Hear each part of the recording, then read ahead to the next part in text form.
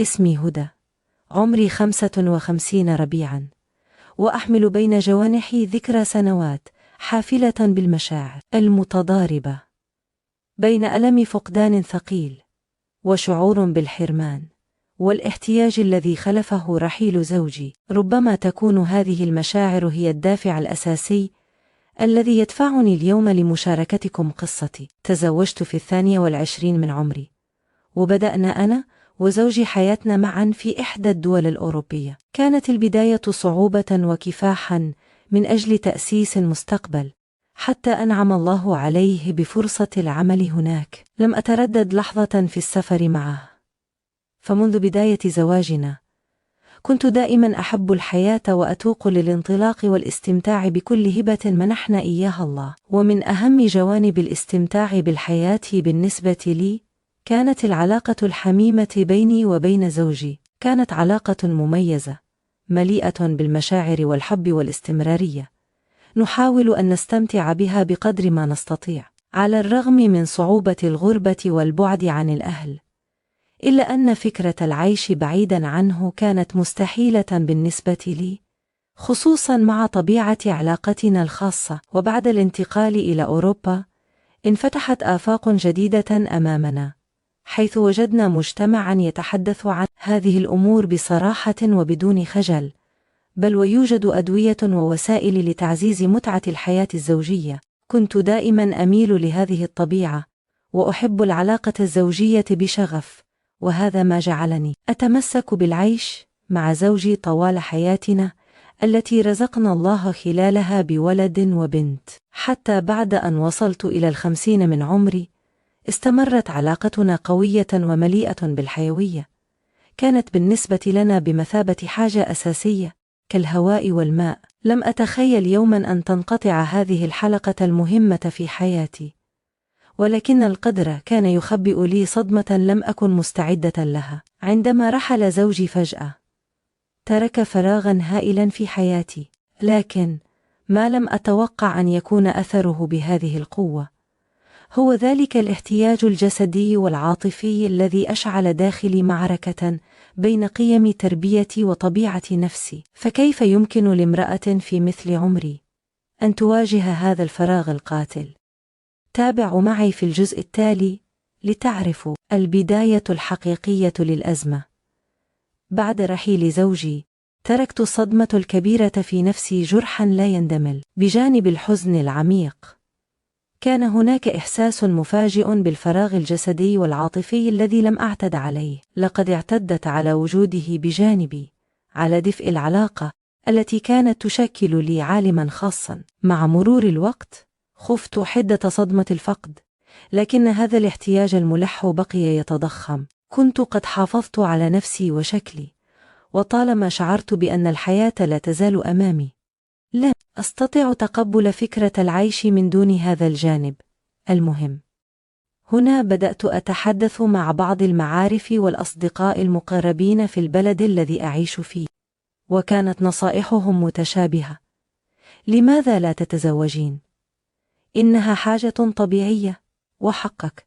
وقد أكدوا لي أن الحياة قد تبدأ بعد 60، وأن كثيرين في عمري يعيدون الزواج ويعيشون حياة سعيدة. كانت بنتي متزوجة من شاب عربي تعيش معه هناك بشكل مستقر، وابني كان في 20 من عمره. عشنا بطريقة أوروبية مفتوحة. ابني كان له صداقات وعلاقات، ويقضي وقتا خارج البيت حتى في وجود والده. بعد وفاة والده وجدت نفسي في موقف صعب. حاولت كبت مشاعري واحتياجي لمدة عام كامل، لكنني لم أستطع. كان الموضوع يؤثر على نفسيتي وحياتي بشكل كبير. خشيت من التفكير في أي علاقة محرمة، لذا اقتنعت بفكرة الزواج التي اقترحها أصدقائي. قررت أن أتحدث مع بنتي أولا، خوفا من ردة فعلها، لكن ردها كان مفاجئا. رحبت بالفكرة بشدة وقالت: ما المشكلة يا أمي؟ إنه حقك، والجسد له احتياجات. حتى زوجها شجعني على الخطوة. تطمنت وبدأت أضع الفكرة نصب عيني. بدأت أخرج وأسهر، ووعدتني صديقاتي بالبحث عن عريس مناسب. لم أرد الوقوع في الحرام، فقررت أن أتقدم بجدية نحو الزواج، لكنني كنت بحاجة لأن أتحدث مع ابني أيضا، فهو يعيش معي في البيت. لم أتوقع أبدا ما سأواجهه منه.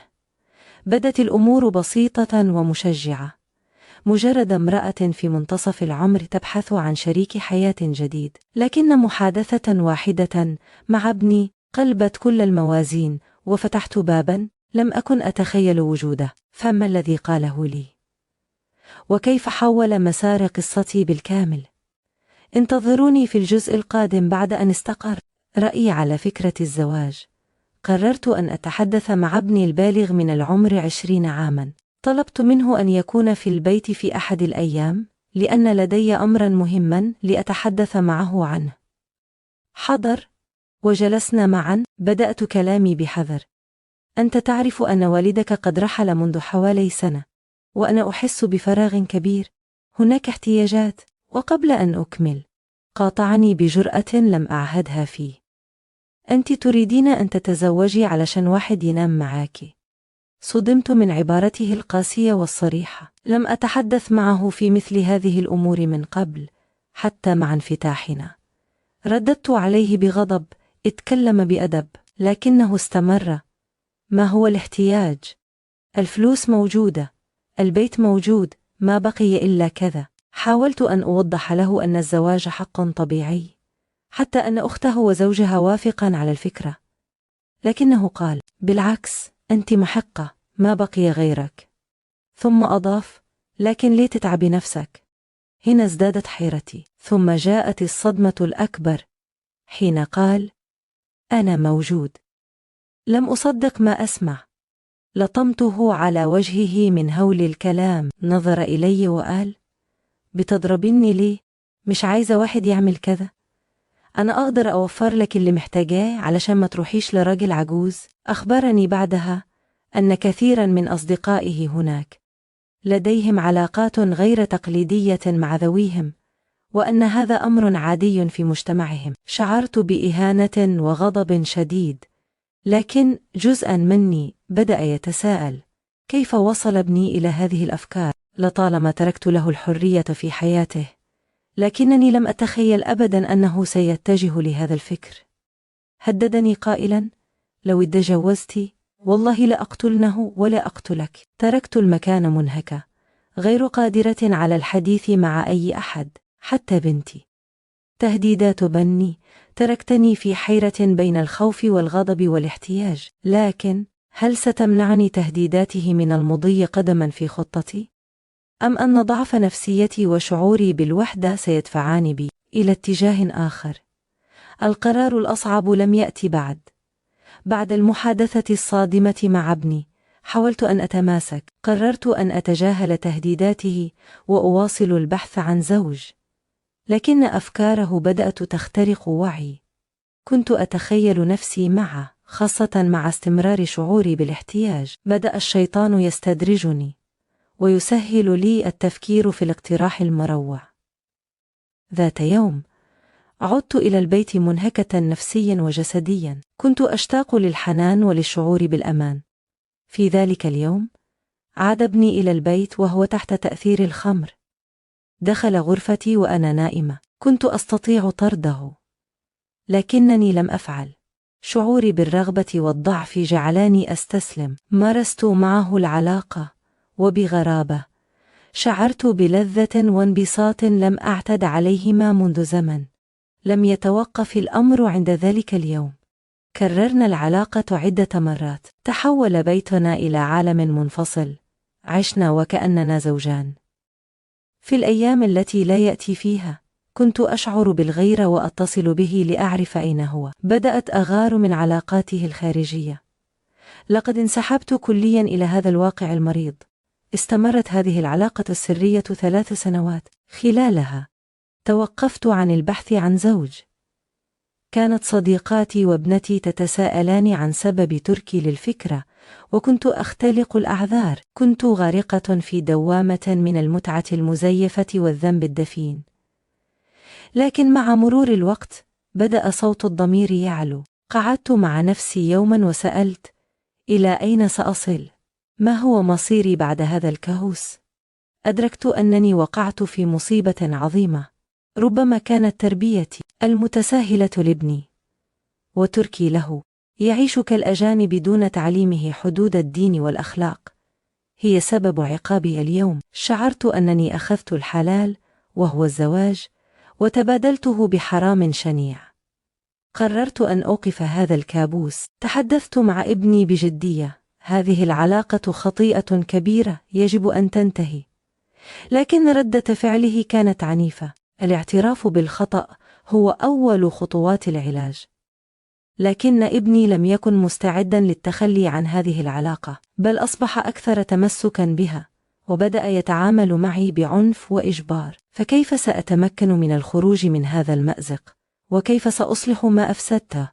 الجزء القادم يحمل محاولاتي اليائسة للخلاص بعد إعلان رغبتي في إنهاء العلاقة الشاذة مع ابني.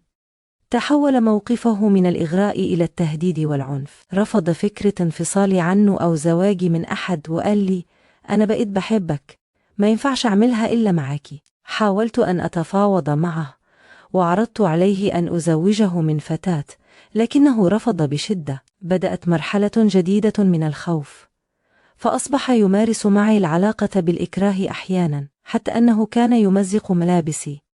كنت أشعر بالذل والذنب مع كل مرة. لقد تحول الحب الأمومي والإنساني إلى كابوس من الاستغلال والخوف. أدركت أن جذور المشكلة تعود إلى التربية. لقد تركته يعيش في مجتمع يرى مثل هذه الممارسات شيئا طبيعيا أو متاحا، دون أن أغرس فيه قيم ديننا التي تحرمها وتحذر منها. كنت أقول لنفسي: هذا عقاب من الله لي. لكنني أردت أن أتوب وأن أصلح ما أمكن. حاولت مرارا أن أقطع تفكيري في هذه العلاقة وأن أرفضه بقوة عندما يقترب. وجدت أن هذه الطريقة ناجحة في التحكم في نفسي، لكن المشكلة بقيت في إقناعه. كان هو مقتنعا بأن ما نفعله مجرد متعة ولا حرج فيها، مستدلا بأصدقائه وأجواء المجتمع المنفتح. وصلت إلى قناعة بأنني بحاجة إلى مساعدة خارجية، لكن الخجل والخوف من الفضيحة ومن تهديداته بالقتل منعاني من الإفصاح لأحد، حتى لابنتي. فكرت في الهرب، لكن إلى أين؟ وكيف أترك ابني في هذه الحالة؟ بدأت أصلي بضراعة وأطلب من الله المغفرة والفرج. شعرت أن التوبة ليست فقط بترك المعصية، بل بإصلاح الدمار الذي ساهمت في صنعه. كان علي أن أنقذ ابني من نفسه أولا قبل أن أنقذ نفسي. وحدتي وخوفي جعلاني أسير في دائرة مفرغة، لكن الإرادة الخفية للتغيير بدأت تتولد. فهل سأجد الشجاعة لطلب المساعدة الحقيقية؟ وهل يمكن لعلاقة محطمة أن تصلح بعد كل هذا؟ تذكروا، أول الطريق هو الاعتراف، وآخره هو الإصلاح.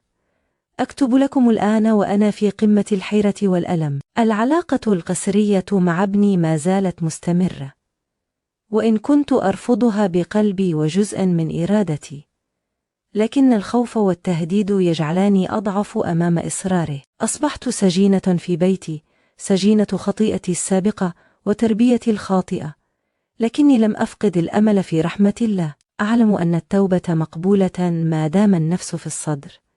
قررت أن أبدأ بإصلاح نفسي أولا. 1. التوبة الصادقة، بالإقلاع التام عن هذه العلاقة، ولو تطلب الأمر مواجهة عنيفة مع ابني، أو حتى مغادرة البيت مؤقتا لحماية نفسي وديني. 2. طلب المساعدة المهنية. فكرت في التواصل مع مرشد ديني أو أخصائي نفسي مسلم يفهم ظروفي ويستطيع تقديم النصح لي وابني مع الحفاظ على السرية. 3. محاولة علاج ابني. هذا هو التحدي الأكبر. ربما يحتاج إلى علاج نفسي ليفهم خطورة ما يفعله، وإعادة تربيته على القيم الإسلامية، وإن كان الوقت قد تأخر بعض الشيء. 4. تعويض الإحساس بالفراغ بطريقة صحية، بالانخراط في أعمال تطوعية أو تعلم شيء جديد أو تقوية علاقتي مع ابنتي وأحفادي، والتحرك نحو الزواج الشرعي مرة أخرى عندما استعيد توازني. قصتي هي تحذير لكل أب وأم. الانفتاح على الثقافات الأخرى لا يعني ترك أبنائك بلا بصلة أخلاقية ودينية. التساهل في التربية قد يؤدي إلى عواقب لا تحمد عقباها، وهي أيضا رسالة لكل من وقع في خطيئة وظن أن الشيطان قد أغلق عليه الأبواب. باب التوبة مفتوح، لكنه يحتاج إلى شجاعة وإرادة حقيقية. لقد شاركتكم قصتي المؤلمة أملا في أن تكون عبرة، وطلبا للدعاء لي بالثبات والمغفرة. السقوط ليس عيبا، بل العيب هو البقاء في الحفرة. فهل سأتمكن من الصعود؟ الجواب بيد الله أولا، ثم بإصراري. ادعوا لي. وشكرا لكم على الاستماع. لا تنسوا مشاركة رأيكم وتجاربكم المفيدة في التعليقات، فقد تساعد غيركم.